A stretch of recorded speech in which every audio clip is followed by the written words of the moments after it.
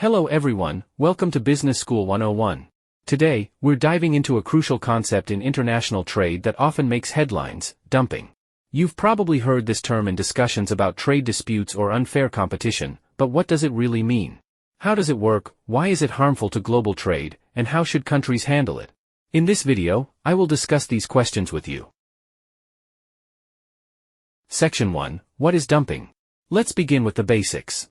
Dumping happens when a country or company exports a product at a price much lower than what it charges in its domestic market, or even below the cost of production. The primary goal of dumping is to gain market share in a foreign country by undercutting local competitors. This practice is often viewed as unfair because it distorts markets, harms domestic industries, and can lead to trade imbalances. Section 2. Why dumping? Dumping can happen for several strategic reasons. Number 1. Market penetration. By selling products at very low prices, exporters can enter and dominate foreign markets, making it difficult for local producers to compete. For example, in the early 2000s, Chinese manufacturers were accused of dumping textiles into European markets, undercutting local producers and capturing significant market share. Number 2. Surplus disposal. Sometimes, countries or companies have an oversupply of goods that they can't sell domestically. Instead of reducing production, they sell the excess at low prices abroad to clear inventory. For example, a country with an oversupply of agricultural products might sell its surplus cheaply in a foreign market to avoid waste and maintain domestic prices. Number 3. Long-term market control. In some cases, companies or countries engage in dumping to drive local competitors out of business, aiming to raise prices once they have a monopoly or significant market share in the foreign market. For example, Japanese companies in the 1980s were accused of dumping electronics into the US market, with the goal of driving American manufacturers out of business. Section 3. Negative effects of dumping. In general, dumping have following negative effects. Number 1. Harm to domestic industries. Dumping allows foreign companies to flood the market with cheaper goods, making it difficult for local businesses to compete. This often leads to reduced sales, layoffs, and even closures. For example, the European Union's shoe industry struggled when Vietnamese and Brazilian footwear was dumped at lower prices, leading to factory closures and job losses, which prompted the EU to impose anti-dumping measures. Number 2. Market distortion. Dumping distorts natural market prices by artificially lowering them, which disrupts supply and demand dynamics. This can create long-term instability for the affected industry. For example, in 2016, the Australian tomato industry was severely impacted when Italian canned tomatoes were dumped into the Australian market at prices far below domestic production costs, forcing many local farmers and producers to reduce operations or shut down. Number 3. Overdependence on foreign goods. Prolonged dumping can lead to the collapse of domestic industries, making a country reliant on imported goods. Once local competition is gone, the exporting country may raise prices, leaving consumers with fewer options. For example, if a local car manufacturer shuts down due to dumping of foreign cars, the country becomes reliant on imports, which can increase prices later. Number 4. Trade imbalances and retaliation. Dumping can exacerbate trade imbalances by increasing a country's imports while reducing its exports. This often leads to retaliatory tariffs or trade wars, further disrupting global trade. For example, the US-China trade war, partly fueled by accusations of dumping, led to retaliatory tariffs that negatively impacted industries and consumers in both countries.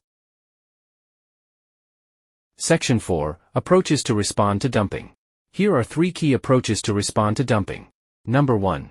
Anti-dumping duties. One of the most common responses to dumping is the imposition of anti-dumping duties, which are tariffs placed on the imported goods to raise their prices to a fair market level, protecting domestic industries.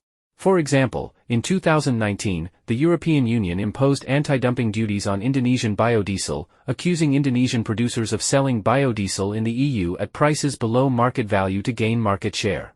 Number 2. Trade investigations. Countries can initiate investigations to determine whether dumping is occurring and if it is damaging domestic industries. Once confirmed, governments can apply corrective measures like tariffs or quotas. For example, in 2021, India launched an investigation into Japanese and South Korean steel imports, resulting in anti-dumping measures to protect its domestic steel producers from unfair competition. Number 3. Retaliatory tariffs. Sometimes, countries impose retaliatory tariffs on various imports from the country accused of dumping, not just the goods in question, to pressure the country to cease the practice. For example, in 2016, Mexico imposed retaliatory tariffs on U.S. apples after accusing the U.S. of dumping apples into the Mexican market at below-market prices, threatening Mexico's domestic apple industry. Section 5. Challenges. One of the biggest challenges in addressing dumping is distinguishing whether low prices stem from unfair practices or a country's competitive advantage. Factors like cheaper labor, abundant resources, or efficient production can naturally lower costs without involving dumping. For example, Chinese manufacturers, often accused of dumping, benefit from lower labor costs, about 5 times less than in the U.S. as of 2022, and access to cheaper materials, making it hard to separate dumping from competitive pricing. This ambiguity often leads to trade disputes, such as the 2019 U.S. tariffs on Chinese goods, where China argued its prices reflected efficiency, not unfair practices. This ongoing challenge complicates global trade regulation, as countries struggle to discern between competitive pricing and dumping. Section 6. In-depth conclusion. As we've discussed, dumping can significantly harm domestic industries by distorting markets, leading to job losses and hurting local businesses.